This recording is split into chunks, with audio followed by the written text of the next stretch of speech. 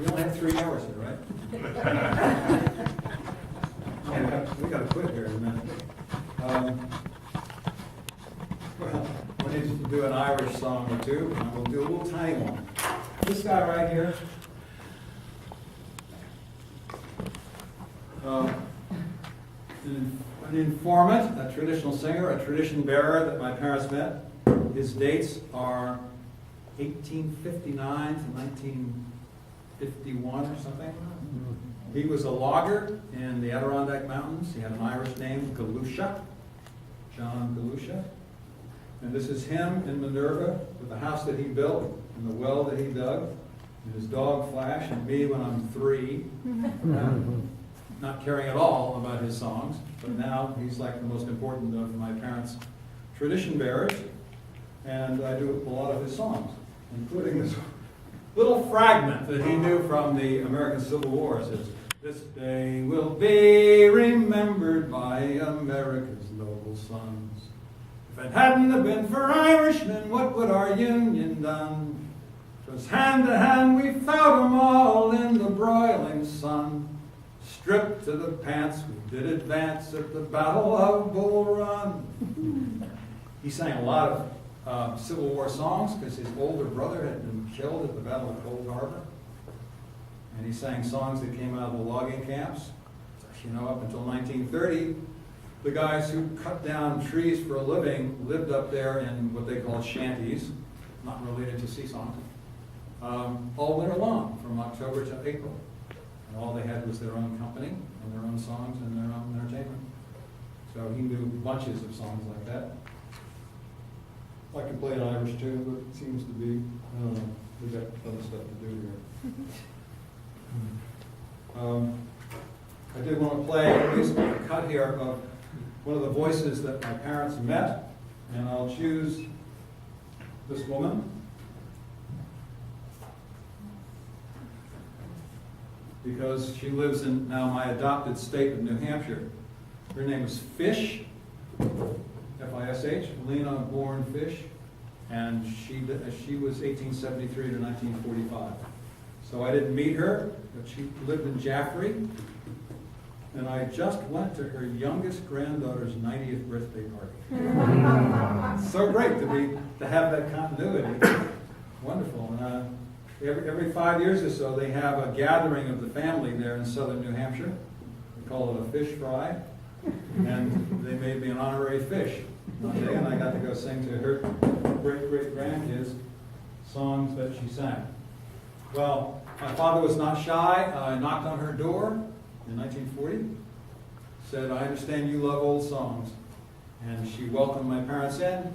My mother said that she took the phone off the hook, shooed the grandkids out of the house, and started singing, and was not to be stopped. 100 songs in 2 long weekends that they had together. And I love some of her songs. They come from all over the place. French and Indian War, directly from Sussex, England. Just great stuff. And here's one, a sea song called "The Jolly Roving Tar," which she sang. Now, this is on that wind-up machine, right? So my parents were trying to save money. They only wanted to get a verse and a chorus of a song. Sometimes they would take a little bit more, maybe not. But it makes for very jagged, short renditions of the songs in their voices. But I'm glad we can hear some of them anyway.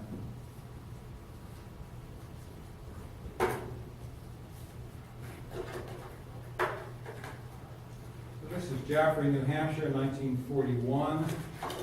A little dust disc cutter.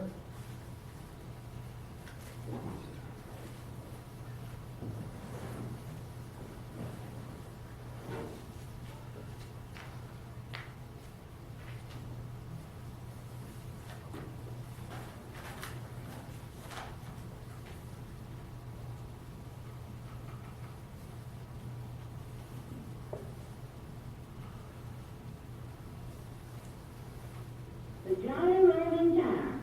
Ships may come and ships may go, as long as the sea does roll. Each sailor loves just like his daddy loves the flowing bowl. 8 trips to shore he does endure, with a girl as plump and round. When his mum is gone, it's the same old song. Get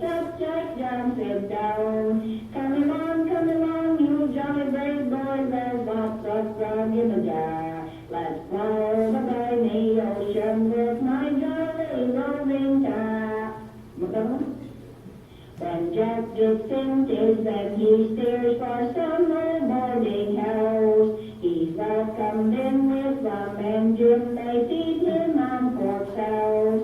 He lend and spend and not so sudden till he lies drunk on the ground. When his money's gone, it's the same old song. Gets up, Jack John, sit down. Come along, you jolly brave boys, there's lots of grog in the jar. Let's sail the Bonnie Ocean, let's the jolly roving car. Oh, that's you.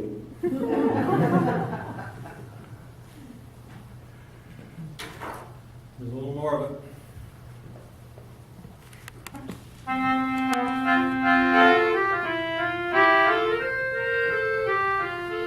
When Jack gets in, then he'll steer for some old boarding house. They'll welcome him with rum and gin, they'll feed him on pork sauce. He'll lend and spend and not offend till he lies drunk on the ground. When your money's gone, it's the same old song. Get up, Jack John, sit down. Come along, the jolly great boys, there's lots of grog in the jar. Plow up the briny ocean with the jolly roving tar. When Jack gets old, whether it be too old to roam about, in some rum shop they'll let him stop till eight bells calls him out. He'll raise his eyes up to the sky, saying, boys, we're homeward bound. When your money's gone, it's the same old song. Get up, Jack John, sit down. Come along, the jolly brave boys, there's lots of grog in the jar. We'll plow the briny ocean with the jolly roving tar.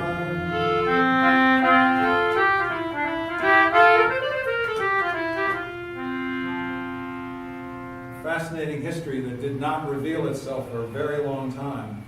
That tune and the title come from an English song, Jolly Roving Tar, found in the Hammond collection from Hampshire. But the text was written for the stage in 1885 in New York for a play called Old Lavender, about sailors and the rough times that they had. So the writer of the play took an old song and then rewrote it for his own uses, and so caught the feeling of the plight of the sailor that it went into oral tradition and became a folk song again. I just love that. And that funny instrument you're playing, what is that? This is called a concertina. And about 1820, a whole bunch of instruments, the West found a reed coming out of Asia called a free reed.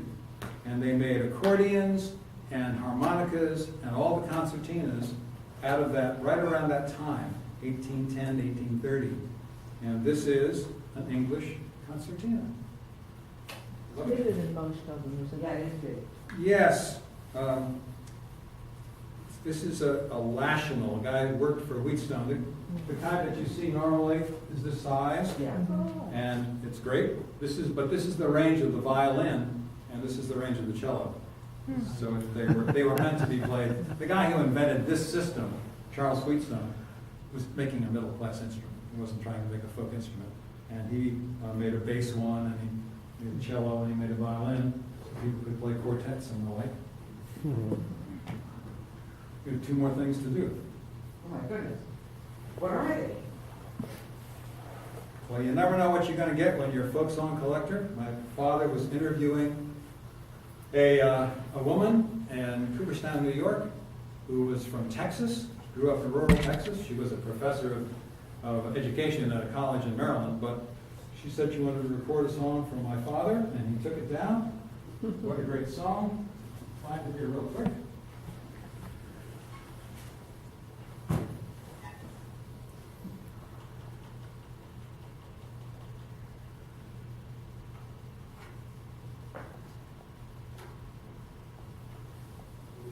I dropped the baby in the dirt. I asked the baby, did it hurt? And all the little thing could say was wham, wham, wham. You never know what you're going to get if you start collecting folk songs. I dropped the baby in the dirt. I asked the baby, did it hurt? And all the little thing would say was whack, whack, whack. The other thing, I lugged it in, so I'm going to show you. Good. Now, my parents were living happily in Greenwich Village in 1938, 37. Somebody brought this to their house, and nobody knew what the hell it was, because people didn't know about the dulcimer outside of those people who had gone to Appalachia. Because you read in All Things Native and Fine about the dulcimer and the kind of patina that surrounded it. Maybe it was the real pure instrument of old, ancient, medieval England that had come to the mountains, and this should be encouraged above all other things, when in fact it's a German instrument, you know, and the Scots-Irish going through Pennsylvania on the way to the Appalachian Mountains got it from the Germans there. A long story. But someone brought this dulcimer, handmade by a mountain man in western North Carolina. In fact, the father-in-law of the guy who made my banjo. And my father said, "We love that. We love that. How could we get one?" And he said, "Well, write to Nathan Hicks." So they wrote to Nathan Hicks on Beech Mountain in western North Carolina and said, "Would you make one for us?" And he wrote back in an unsteady hand with his third grade education. Here he is, looking into Tennessee from western North Carolina, a house that his father built with his wife and the youngest of their 13 children. And he said, "I will if you send me the money to make it, because I have no money." So my parents sent the money, he made the dulcimer, wrote that it was ready, and then my parents made the fateful decision to borrow a car and drive down from New York to western North Carolina to get it instead of waiting for it in the mail. That started the whole series of trips to find these people who knew the old songs and finding out their history. So I thought I should play it for you. You should also say that there's a book that your parents. Yeah, it was embarrassing. It's been out of print for a while, and I'm having a great deal of trouble making it happen, come back into print. But we think we will. My brother and I clash heads on it about every 3 months, saying, "What have you done?" "I don't know, what have you done?"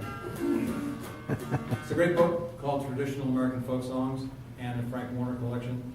You get it on Amazon, anywhere from $650 to $5. It's in our library. In your library. Take a look at it. Great, all these photographs and many more, and 200 songs. Learn this,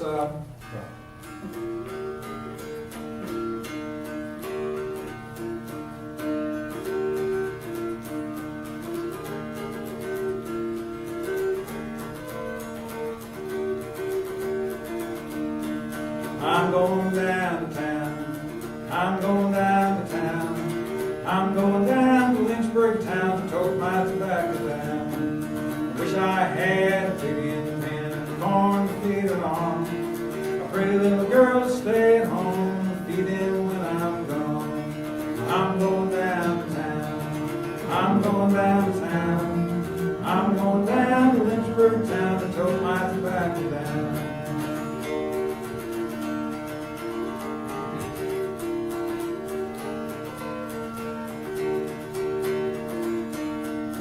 Higher up the cherry tree, sweeter grow the cherries. The more you hug and kiss the girls, the more they want to marry. I'm going downtown, I'm going downtown, I'm going down to Lynchburg town to tote my tobacco down. Ready to help me out? I'm going down to Lynchburg town to tote my tobacco down. Now the word tote, it's an African word meaning to carry, only now found in bags that you get from NPR.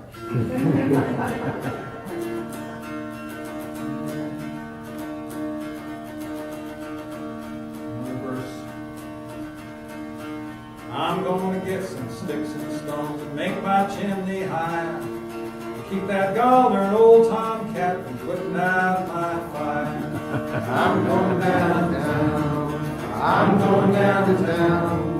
I'm going down to Lynchburg town to tote my tobacco down last time. I'm going downtown. I'm going downtown. I'm going down to Lynchburg town to tote my